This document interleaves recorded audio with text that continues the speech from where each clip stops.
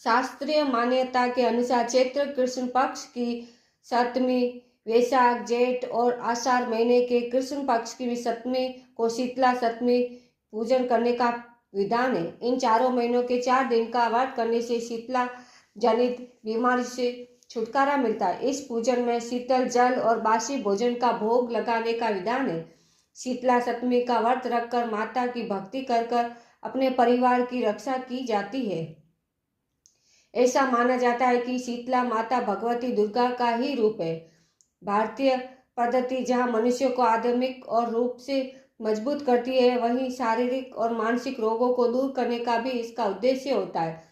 कहा जाता है कि गर्मी के दिनों में शरीर में अनेक प्रकार के पित्त विकार भी प्रारंभ हो जाते हैं। ऐसी मान्यता है कि शीतला सप्तमी का व्रत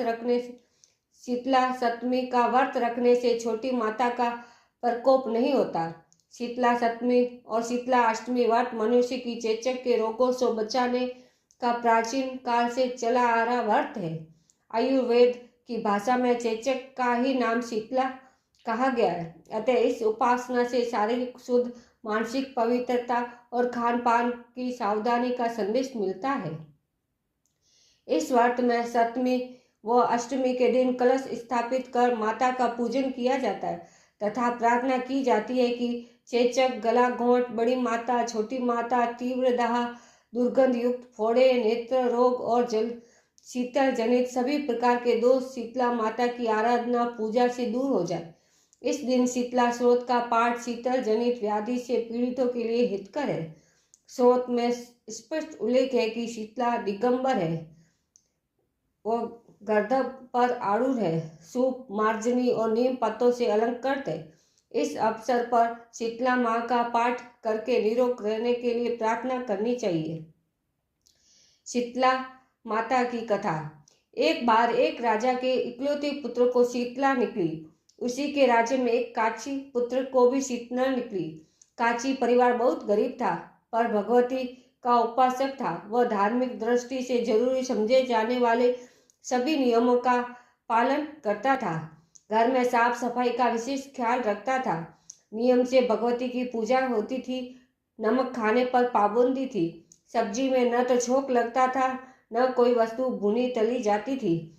गर्म वस्तु न वह स्वयं खाता, न शीतला वाले लड़के को देता। ऐसा करने से उसका पुत्र शीघ्र ही ठीक हो गया। उधर जब से राजा के लड़के को शीतला का प्रकोप हुआ, तब से उसने भगवती के मंडप में सतचंडी का पाठ शुरू करवा रखा था। रोज हवन और बलिदान होते थे। राजपुरोहित भी सदा भगवती के पूजन में निमग्न रहते थे। राजमहल में रोज कढ़ाई चढ़ती थी। विविध प्रकार के गर्म स्वादिष्ट भोजन बनते थे। सब्जी के साथ कई प्रकार के पकवान पकते थे। इसका परिणाम ये होता कि उन लजीज भोजनों की गंध से राजकुमार का मन मचल उठता। वो भोजन के लिए जिद करता। एक तो राजपुत्र और दूसरे इकलौता, इस कारण उसकी अनुचित जिद भी पूरी कर दी जाती। इस पर शीतला का कोप घटने के बजाय बढ़ने लगा। शीतला के साथ साथ उसे बड़े बड़े फोड़े भी निकलने लगे, जिनमें खुजली व जलन अधिक होती थी। शीतला की शांति के लिए राजा जितने भी उपाय करता, शीतला का प्रकोप उतना ही बढ़ता जाता, क्योंकि अज्ञानतावश राजा के यहाँ सभी कार्य उल्टे हो रहे थे। इससे राजा और अधिक परेशान हो उठा। उसकी समझ में नहीं आ रहा था कि इतना सब होने के बाद भी शीतला का प्रकोप शांत क्यों नहीं हो रहा है। एक दिन राजा के गुप्तचरों ने उन्हें बताया कि काशी पुत्र को भी शीतला निकली थी, पर वह बिल्कुल ठीक हो गया। यह जानकर राजा सोच में पड़ गया कि मैं शीतला की इतनी सेवा कर रहा हूँ, पूजा व अनुष्ठान में कोई कमी नहीं है, पर मेरा पुत्र अधिक रोगी होता जा रहा है, जबकि काशी पुत्र बिना पूजा पाठ के ही ठीक हो गया। इसी सोच में उसे नींद नहीं आई। श्वेत वस्त्र धारिणी भगवती ने उसे स्वप्न में दर्शन देकर कहा, हे राजन, मैं तुम्हारी सेवा अर्चना से प्रसन्न हूँ, इसीलिए आज भी तुम्हारा पुत्र जीवित है। इसके ठीक न होने का कारण यह है कि तुमने शीतला के समय पालन करने योग्य नियमों का उल्लंघन किया है। तुम्हें ऐसी हालत में नमक का प्रयोग बंद करना चाहिए। नमक से रोगी के फोड़ों में खुजली होती है।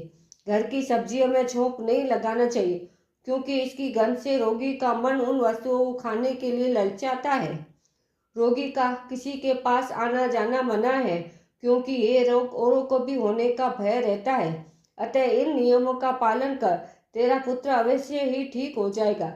विधि समझाकर देवी अंतर्धान हो गई। प्रातः से ही राजा ने देवी की आज्ञा अनुसार सभी कार्यों की व्यवस्था कर दी। इससे राजकुमार की सेहत पर अनुकूल प्रभाव पड़ा और वह शीघ्र ही ठीक हो गया। इसी दिन भगवान श्री कृष्ण और माता देवकी का विधिवत पूजन करके मध्य काल में सात्विक पदार्थ का भोग लगाना चाहिए। ऐसे करने से पुण्य ही नहीं मिलता बल्कि समस्त दुखों का भी निवारण होता है। बोलो शीतला माता की जय।